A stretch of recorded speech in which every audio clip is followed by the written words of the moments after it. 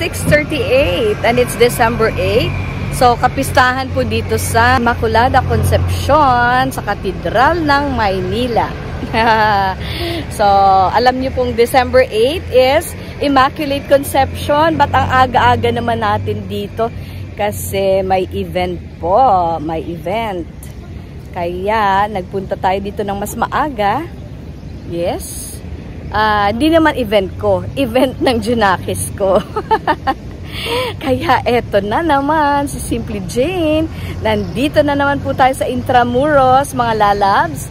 At eto po, December 8. Kapistahan po ng Our Lady of the Immaculate Conception. So, Immaculada Concepcion, December 8. Happy Fiesta, everyone!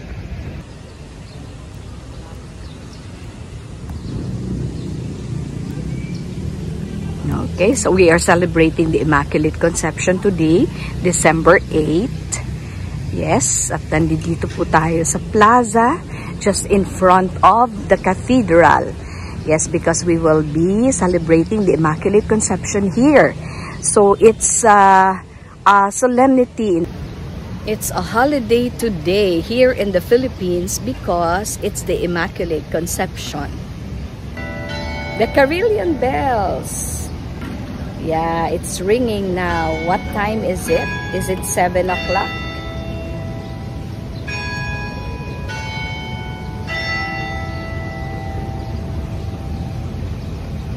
Oh, it stopped. So, what time is it? Time check. Time check. It's 6:45. Ayan. Kaya wala po tayong narinig na ding-dong, ding-dong. Yun lang po kasi it's 6:45 in the morning of December 8. Ayan po, oh. So, hinggil sa natatangin nitong kahalagahan sa pamanang pangkalinangan ng sambayan ng Pilipino, ang bantayog ni Haring Carlos IV, Intramuros, Maynila ay ipinahayag bilang pambansang yamang pangkalinangan. So, pambansang museo, ika-16 ng Disyembre 2016.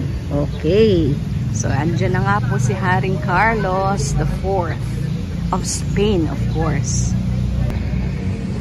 Guys, kapag linggo, ang pagbukas ng simbahan is actually magpapapasok sila ng alas 7 ng umaga at ang unang misa po ay alas 8.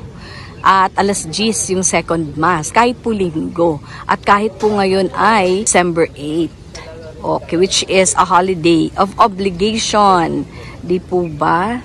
It's a holiday of obligation. Ayun po yung bagong belfry sa taas.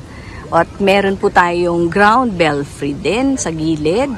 Yes, dahil po dati, noong unang panahon po, yung mga belfry ay hiwalay sa simbahan talaga. Ayan. So, hiwalay siya. Nasira din po iyan ng panahon ng giyera. Okay, so alis po muna tayo at 6:45 pa lang. O, diba? Sarado pa po ang simbahan. Ang daming tao. Yes, so ang dami pong mga pilgrims na nag-aantay. Palibhasa linggo at hindi lamang po iyon, hindi lamang po linggo, ano talaga? Yes, Immaculada Concepcion. So, yung mga pilgrims nag-aantay po sa labas. Okay, alas 8 pa po ang misa. Ang aga. Ayan po, nagpapasok na ng mga pilgrims, 6:56. Pero sa totoo lang, dapat ang opening is 7. Tapos ang misa po is 8 o'clock. So 1 hour, more than 1 hour before the mass, nagpapasok na. Pero ganito pala, may nakausap akong, nagsiserve sa simbahan. So, ang kausap ko, ang sabi niya po, ang Immaculate Conception ay isa-celebrate po bukas. 9. Tama. Dahil linggo po ngayon. Tama.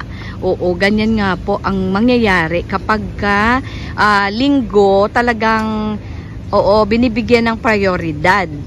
Priority po natin yung Sundays because it's the day of the Lord.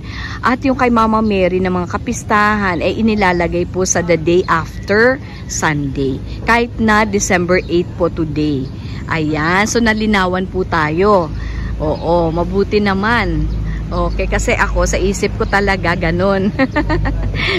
Nasa isip ko po talaga na December 8 is December 8. Pero ganun na nga, kahit patulad po ng anak ko, no, na 11 years ago, tumanggap siya ng komunyon. Ganito din, yung kanyang Holy Communion dapat December 8. Dahil Immaculate Conception, yan po ang kaugalian dun sa school namin. Kaso, ginawa po ng December 9 dahil tumapat po sa linggo nung araw ng December 8. Ayan, okay. So, pwede na tayong pumasok. Oo, buti naman hindi masyado masikip o konti lang po yung pumipila, pero may pila pa din po. Okay, enjoy your Sunday everyone!